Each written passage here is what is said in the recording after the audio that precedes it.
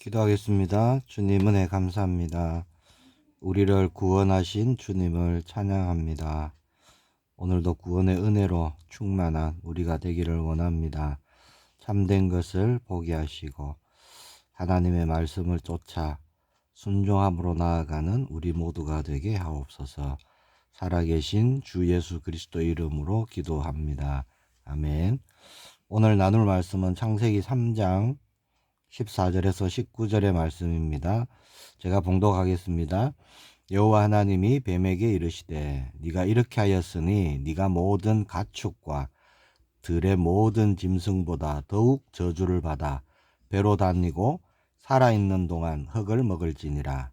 내가 너로 여자와 원수가 되게 하고 네 후손도 여자의 후손과 원수가 되게 하리니 여자의 후손은 네 머리를 상하게 할 것이요 너는 그의 발꿈치를 상하게 할 것이니라 하시고 또 여자에게 이르시되 내가 네게 임신하는 고통을 크게 더하리니 네가 수고하고 자식을 낳을 것이며 너는 남편을 원하고 남편은 너를 다스릴 것이니라 하시고 아담에게 이르시되 네가 네 아내의 말을 듣고 내가 네게 먹지 말라 한 나무의 열매를 먹었은즉 땅은 너로 말미암아 저주를 받고 너는 네 평생에 수고하여야 그 소산을 먹으리라.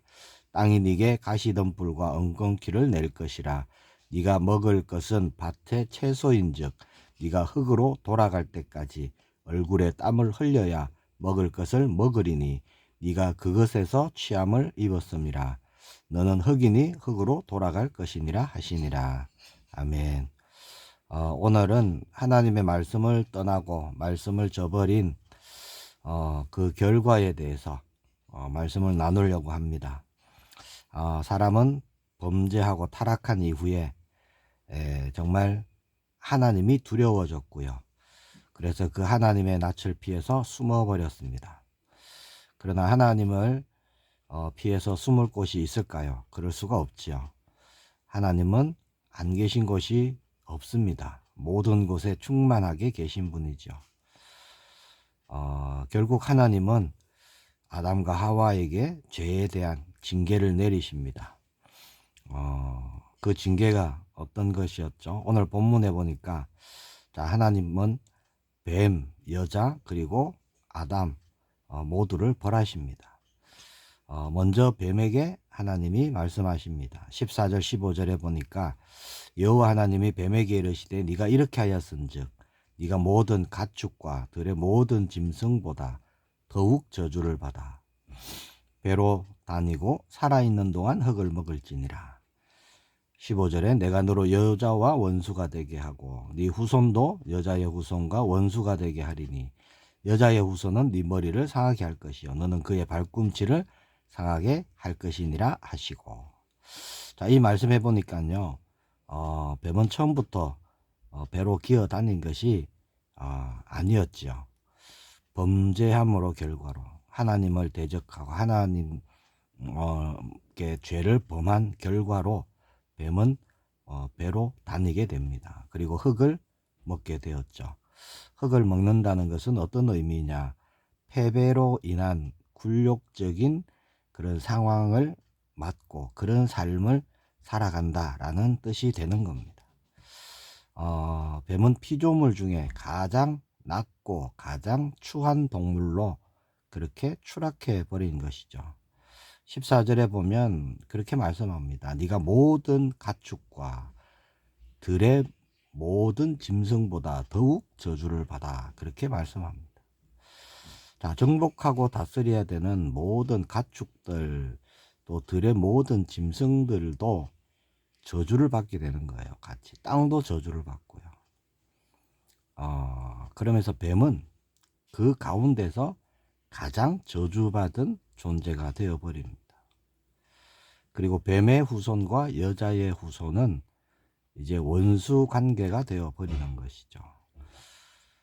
뱀이 악한 존재의 도구가 되어서 그렇게 쓰여질 때 그런 관계로 바뀌어버린 것입니다.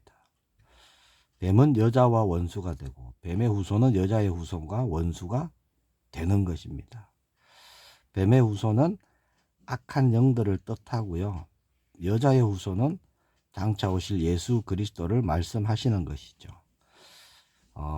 결국 예수님은 십자가의 죽으심으로 발꿈치를 상하십니다.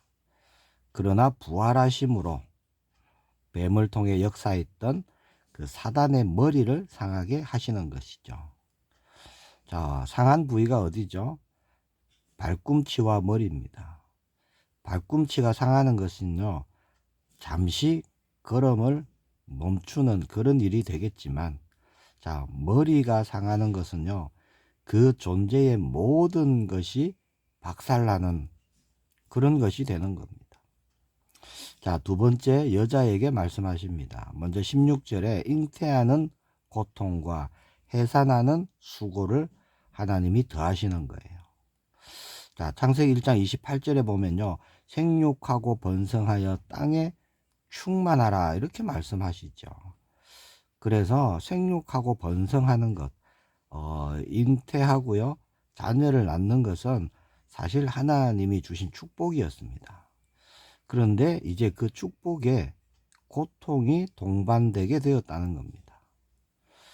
즉, 축복이 고통이 더해지는 그런 징벌을 하나님이 주십니다. 그 세상에 보면 이런 말이 있죠. 무자식이 상팔자다. 세상 사람들이 하는 말입니다. 왜 그런 말이 나왔을까요? 자녀를 갖는 것이 사실 축복입니다. 그렇죠? 하나님이 주신 축복인데 그 자녀가 너무 자신을 고생시키니까 그래서 나온 말이 무자식이 상팔자 이런 말이 나온 겁니다. 자, 하나님의 말씀을 떠나면요, 축복이 되지 않습니다. 분명히 하나님이 축복으로 주신 말씀인데 그 말씀이요, 하나님 말씀을 떠날 때, 범죄할 때, 말씀을 지키지 않을 때, 순종하지 않을 때는 그 축복의 말씀이 축복되지 않는다는 겁니다. 하나님은요, 축복으로 주신 생육하고 번성하는 그 말씀을 가지고 하나님은 징계하신 거예요. 자, 하나님이 우리에게 주신 사명, 축복이죠. 하나님 우리에게 맡기신 일, 축복입니다. 자, 우리가 말씀을 저버리면, 말씀을 떠나면요, 자, 그걸 그냥 머리로 알고 있다면, 내게 주신 사명이 결코 기쁘지 않다면 그게 사실 고통이 되고요, 그 사명 자체가 우리에게 징벌이 되어버리는 거예요. 너무나 힘든 것입니다. 자, 오늘 또 말씀해 보니까 남편의 다스림을 받을 것이다 이렇게 말씀합니다. 자, 어제까지만 해도 자, 이 하와는요, 돕는 배필이었죠. 하나님의 말씀을 저버리니까, 하나님의 말씀을 떠나니까, 자, 다스림 받는 존재가 되어버린 겁니다. 자, 이거는요, 남편뿐만이 아니에요. 하나님의 말씀을 저버리고 말씀을 떠나면 정복하고 다스리는 존재에서 정복당하고 다스림 받는 존재가 되어버리는 것이죠. 하나님 안에 있을 때 정복과 다스림의 일이 일어나는 겁니다. 하나님 품 안에 있을 때, 하나님 말씀 안에 있을 때 돕는 배필의 축복이요, 그대로 응답되고 성취되는 거죠. 자, 세 번째, 아담에게 하나님이 말씀하십니다. 17절에 보니까 영원히 수고하여야 먹을 것이다. 그리고 19절에는요, 흙으로 돌아가리라. 그렇게 말씀하시죠. 힘들게 땀 흘리지 않으면, 일하지 않으면 먹을 것을 얻을 수 없다. 그렇게 말씀하십니다. 자, 그런데 땅도 저주를 받아갔고요, 좋은 식물을 내지 않고 가시덤불 엉겅퀴를 내게 되었다는 겁니다. 심은 농작물이 자라는 게 아니라 잡초가 먼저 올라오는 거예요. 열심히 수고하지 않으면 정말 안 되게 되어버린 겁니다. 그리고 아담은 흙으로 돌아갈 수밖에 없는 그런 존재가 되어버립니다. 흙으로 돌아간다. 이게 뭐죠? 죽음을 말씀하시는 것이죠. 로마서 6장 23절에 죄의 삭은 사망이요 라고 하나님은 분명히 말씀하십니다. 자, 사람의 원래 자리가 흙이니까 그 원래 자리인 흙으로 돌아가는 것. 이것이 하나님이 주신 징벌이었습니다. 생명을 얻은 몸이었는데 그것이 사라지는 징벌입니다. 치명적인 결과예요. 영원한 생명을 잃어버리는 것입니다. 아담은요, 얼마나 그것이 충격이었고, 얼마나 그 생명에 대한 것이 갈망했던지, 그 아내의 이름을 하와라고 부르게 되죠. 하와의 뜻은요, 산다라는 뜻입니다. 자, 그러면 이대로 오늘 본문에 주신 말씀대로 이대로 이렇게 살다가 멸망 가운데 죽고 영원한 마귀가 가는 지옥으로 갈 수밖에 없는데, 하나님은 하나님의 형상인 사람을 사랑하시죠.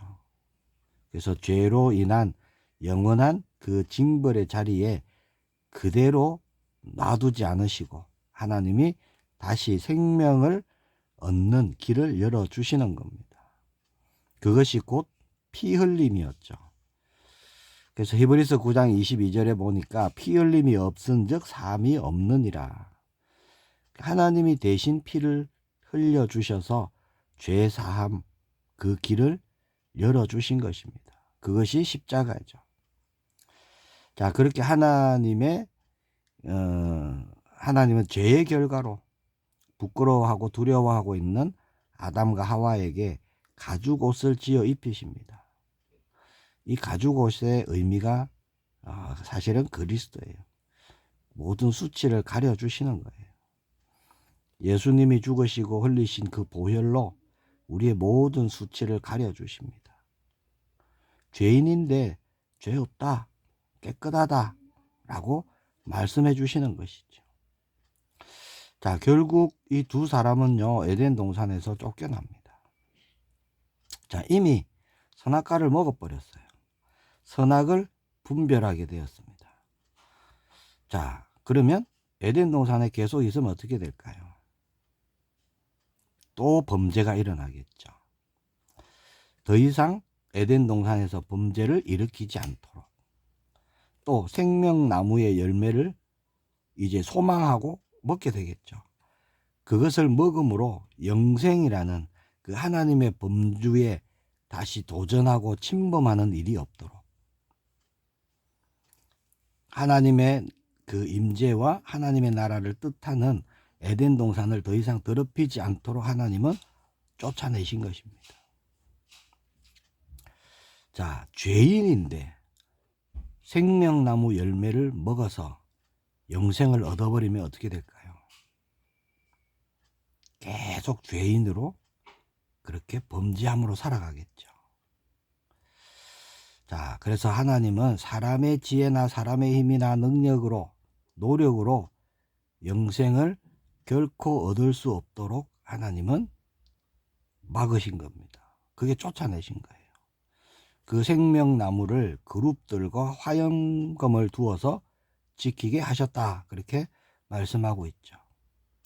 자, 만약 아담과 하와가 하나님의 약속 말씀 안에 있었다면, 그렇죠? 범죄하기 전에는 생명나무의 실과는 언제든지 먹을 수 있었다는 겁니다. 자, 그때는 그러나 필요가 없었죠. 왜? 이 영생하는 존재로 하나님이 처음부터 그렇게 지으셨기 때문에. 자, 그러면 예수님이 오시지 않아도 되는 일이 있었다는 겁니다. 그러나 말씀을 저버리니까, 말씀을 떠나니까, 자, 일어난 결과는요, 너무나 크고 너무나 놀랍고 고통스러운 그런 결과를 가져왔습니다. 자, 죄의 도구로 쓰임 받았던 이 뱀, 그리고 그 뱀의 유혹에 넘어간 하와, 하와의 말을 그냥 듣고 따라갔던 아담, 하나님은 다 벌하셨어요. 그 결과는 해산의 고통, 땀 흘리는 수고, 에덴 동산에서의 추방, 그리고 영생을 잃어버리고 사망이 들어온 거예요. 하나님은 결코 죄를 간과하지 않으십니다. 반드시 죄의 값을 물으시는 분이에요. 하나님은 사랑의 하나님이지만 동시에 공의의 하나님이십니다. 자, 결국 어떻게 됐죠? 하나님과의 관계에 문제가 생겨버린 거죠. 에덴 동산은요, 하나님의 나라를 상징합니다. 언제든지 하나님이 나와 함께 계시고, 언제든지 내가 그 하나님을 부를 수 있고, 하나님께 나아갈 수 있고, 함께 할 수 있는 그 임마누엘의 관계에서 깨어져 버린 거예요. 이제는 피 흘림이 없이는 하나님께 결코 나아갈 수가 없게 되어버린 겁니다. 이게 죄인이에요. 자, 피 흘림을 통해서만 이제 하나님께 나아갈 수 있게 됐다는 거예요. 그것이 곧 구약의 제사가 되었습니다. 단절이 일어난 거예요. 단절되니까 두려운 겁니다. 두려움으로 살아가게 되었다는 거죠. 자, 하나님과의 관계는 말씀, 즉 하나님의 약속하심에 대한 사람의 응답, 사람의 반응으로 이루어지는 겁니다. 자, 우리의 응답이 불순종으로 나타날 때 하나님과의 관계는요, 단절되는 거예요. 관계가 막혀버리는 겁니다. 통로가 끊어져 버리는 거예요. 그래서 소통이 되지 않습니다. 죄가 그렇게 만들어 버린다는 거예요.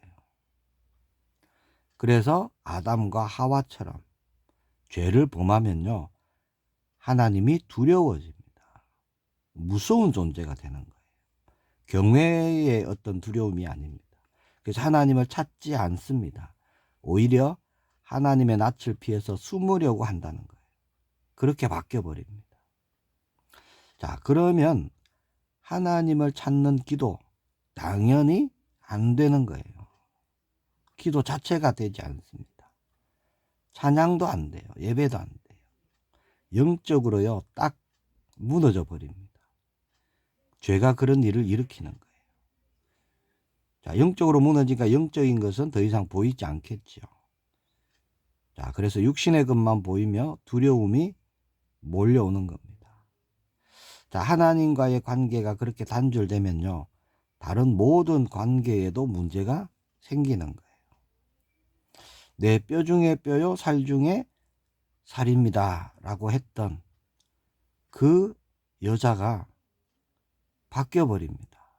하나님이 주셔서 나와 함께 있게 하신 그 여자로 바뀌어버렸어요. 관계가 틀어져 버린 겁니다. 하와와 뱀도 관계가 틀어져 버렸죠. 원수 관계가 되어버렸죠. 단절입니다. 자, 오늘 우리는요, 하나님 말씀에 순종할 수도 있고 불순종할 수도 있습니다. 그 자유의지를 우리에게 주셨어요. 하나님은 순종의 길만 딱 열어놓으셔서 무조건 순종하는 로봇으로 우리를 만드신 것이 아닙니다. 순종의 길과 불순종의 길, 두 길이 우리에게 있다는 거예요. 오늘 우리는요, 그 갈림길에서 이제 우리가 선택해야 될 차례입니다. 우리가 선택해야 될 오늘이에요. 어떤 길을 택하고 어떤 길을 우리는 가야 되겠습니까?